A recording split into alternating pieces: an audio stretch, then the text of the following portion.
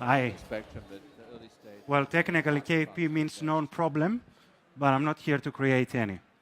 So I'm KP. I'm based in California. I lead platform partnerships, and I'm very excited to be here to talk to you about building communities. For the last decades, our objective at Facebook was to make the world more open and connected. Sharing and giving all of you the chance to share was actually something that we deeply invested and we still care about. But the world has changed in the last 10 years, and we thought that we could do a little bit more. So a few weeks back, we changed our mission. We changed our mission because we want to give the people to build communities. We want to make the world get closer. A world where basically everybody has a purpose.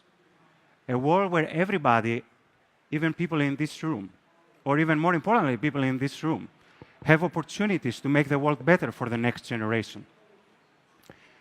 Back in 2007, there were like 24 million people using Facebook. But we were always looking for ways to empower the community so that they can build with us. And that's what led to us to build the Facebook platform. These days, with over 2 billion people using Facebook, we realize that the challenges and the opportunities we have in front of us are far more complex. We therefore need to build the kind of products and the kind of programs that we're going to be talking a bit about later, such that we can build together, such that we can basically deal with those challenges together, both of us. So let's look at the kind of investments we have made. Oh, before we actually do that, let me take you back for a second and talk a little bit about economics. I know this is primarily a technical audience, but forgive me if I take a second to discuss about economics. So the concept that I have in mind, that I have been very fond of for a few years, is that of the multipliers effect. What does that mean? It's actually a phenomenon where a change in an input, say in that scenario, government spending, can actually have a very significant effect on the output. In this scenario, it can be GDP.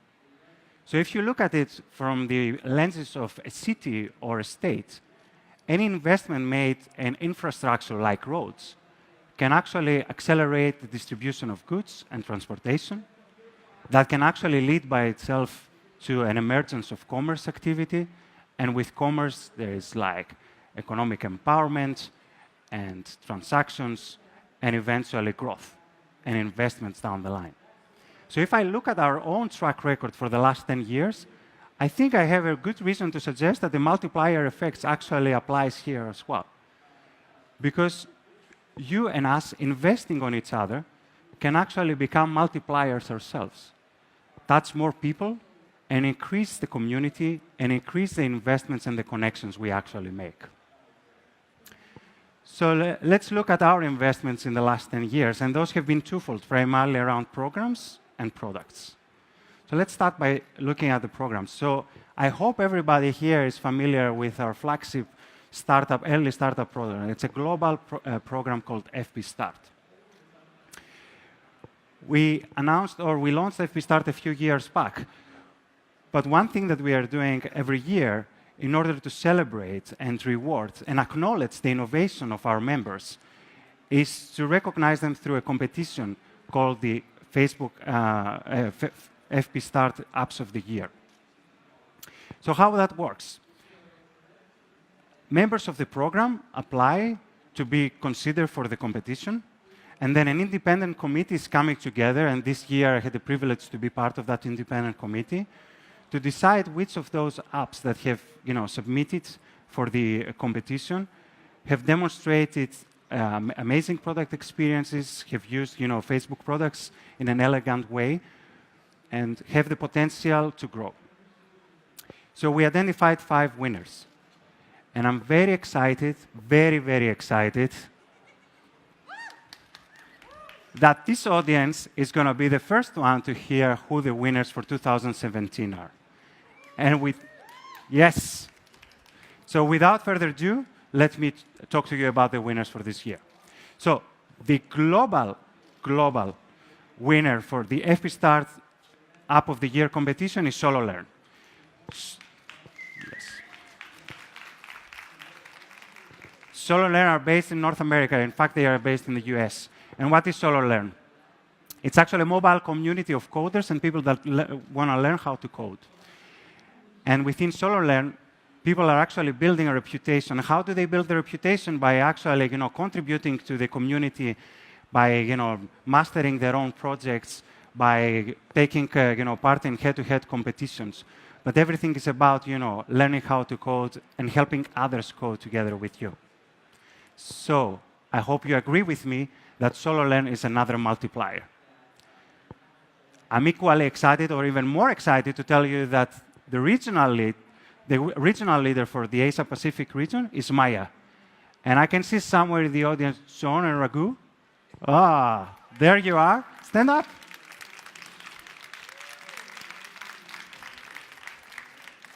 Great job, guys. So let me tell you a little bit about Maya, because it's a pretty cool app. So Maya is effectively a period tracker, right? But it does a lot more than that. It helps people basically create notifications about certain symptoms. It helps them track pregnancy. It helps them even connect with experts in the health space. What Maya has done since 2014 is to implement the vision of both John and Raghu to enable health-related services through technology. You are a multiplier. Equally interesting, Maya has actually used Facebook Analytics to figure out what's going on and what people do in the app. And what they realized is that at least 10% of the people were actually looking for advice and they were querying information about conception. So while this is a period tracker app, the information that people were trying to find out was about conception. So that led them believe that there is an opportunity there to create a dedicated space within that app about pregnancy. And guess what? This is actually going to be launching in a couple of weeks' time. Congrats, guys. Thank you for being here. Thank you for building with us. We have made a lot of investments in creating multipliers, but I think there was something missing with FBStat that we couldn't do, and this is to actually invest in individuals that can potentially be multipliers. So with that in mind, earlier this year, we launched developer circles. So whether you're a student or whether you're an experienced coder or developer that wants to build stuff, developer circles is actually a community that you should join. What is a developer circles in reality? It's actually local communities led by volunteers, and the leads are actually responsible for setting up meetups for the community or even managing the online community through the Facebook group. One of my favorite communities is that one from Malang in Indonesia. So as you can see in the screen behind me, the community is actually, or the Facebook group is filled from meetups where people are coming together to discuss different things, from like messenger bots to things that are actually very specific and very interesting for the local community, like this is in Indonesia, so social commerce seems like a good fit. Besides having the meetups where the community talks to each other, there are Facebook experts that join, but also people from the Digital Innovation Lounge from Malang itself. It has been at least a year since we are running developer circles, and the response from the community has been spectacular. So if you really want to join the developer circles yourself, and that goes faster, so I have to have the link on display for you guys. Sorry about that. So if you really want to join developer circles, go to our dev site and join the community. You got the screenshot? Can I move on? Thank you. So I mentioned that our investments are actually twofold, right? It's programs and products. So this time around, I want to talk to you a little bit about our products, which is something I'm very passionate about. So for as long as I remember me being a member of the Facebook family, the thing that we were trying to do is empower consumer-facing businesses. So that actually let us rethink about the exact definition of a developer. So these days, more and more non-technical people are actually using our products. Artists, NGOs, marketeers, business decision makers. They are themselves multipliers, if you think about it. So let's talk a little bit about these guys as well. So one of my favorites is Maria Ressa. Maria Ressa is the CEO of Rappler. When I met Maria a few months ago, I realized that she was actually on a mission. And her mission was to help Filipinos, where she's actually based, to have access to authentic news stories. So the way Rappler decided to go about that is to invest on the Messenger platform. So what they did is they actually built a Messenger bot. People can subscribe to the bot and get every day notifications about the top stories.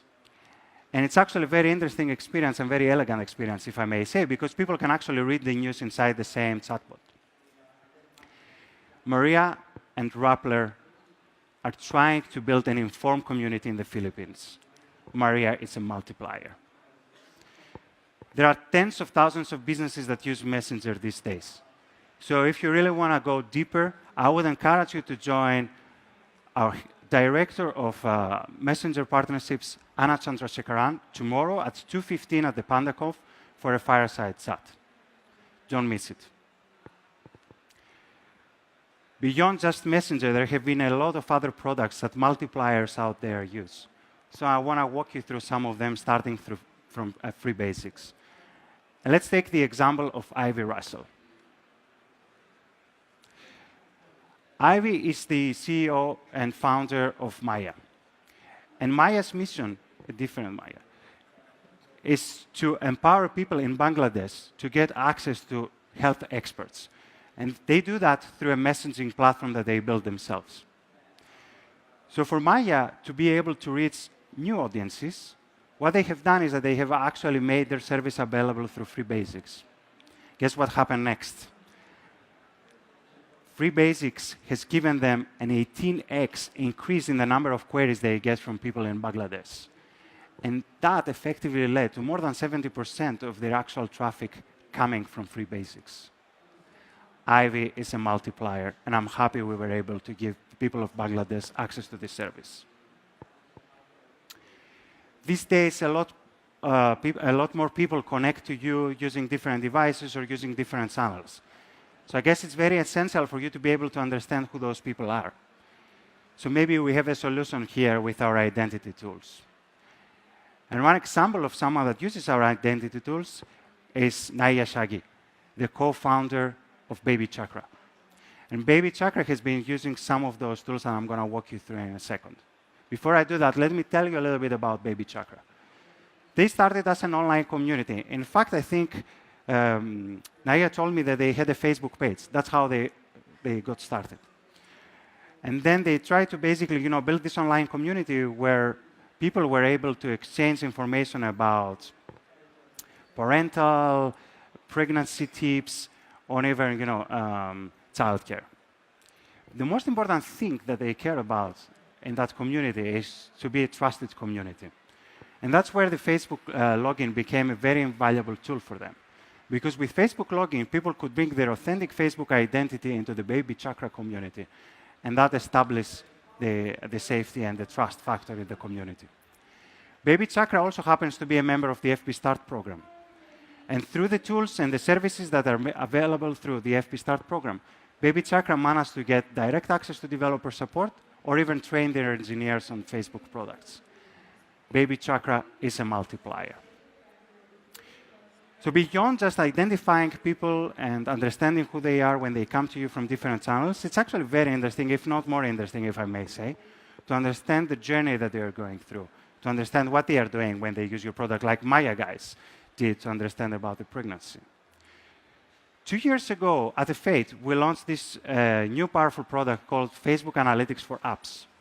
Since then, we upgraded the tool in such a way where it became the, I guess, best, if I may say, omni-channel analytics tool. And we have added support for Facebook pages or even offline. 2 months ago at the Fate, we basically announced that this offering is now available under a new name. Guess what that name is? Facebook Analytics.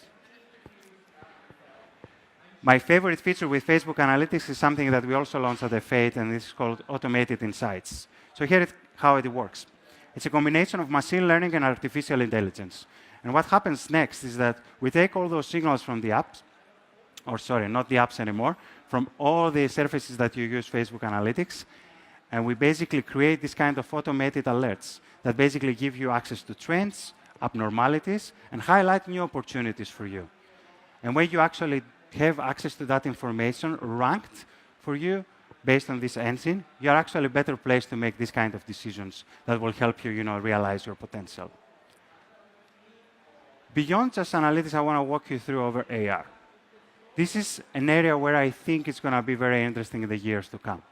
And this is something that we actually had in our third-year roadmap, because we think that AR and this opportunity to collect the physical and the digital world will actually be the trigger for even more multipliers.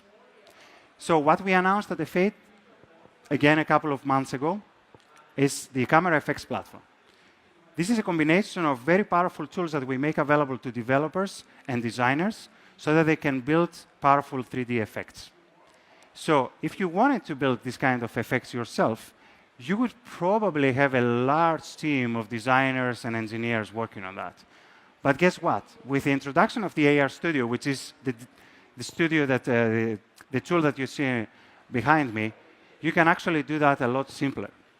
And you can actually create this kind of 3D effects that detect motion and detect data, and they can behave according to that. And I'm very excited because today, one of our Asia-Pacific partners, and this time A2, that are actually based in China, one of our early beta partners, will be rolling out 3 effects that are based on the, or that are built on the AR Studio, and they are effects that are using both the front-facing and the rear-facing camera. So while those effects are not live, I have their permission to give you a sneak preview. So let's look at that. So this is the selfie from the future. So you see how the glasses that the Meitu team put together reacts to the motion of the eyes. It's actually pretty cool. I've tested myself. I cannot wait for you guys to test it. But what some of you may be able to test is our new frame, the one we put together explicitly for you guys that will stop at our lounge to check our deep dives and the introduction to our products. There is a big phone there, so make sure you take a selfie using the frame for our meetups. Beyond just using the frames, I would encourage you to go deeper into some of the stuff that I talked about. And there are several deep dives, including one that starts at 11:30. So you literally have 10 minutes to go there. But it should take a lot less. So I talked a lot about the stuff that hopefully should have inspired you. I'm actually very excited about the future. I think in the next 10 years' time, we can do a lot of things together. So if you're sick and tired of me listening to me talking about multipliers, I hope that at least you are convinced about the value of multipliers and how the multipliers effects apply here. I cannot wait to build with you guys. We made all the products and all the programs that should enable to do that. And let's keep on investing in each other. Thank you very much. See you in 10 years.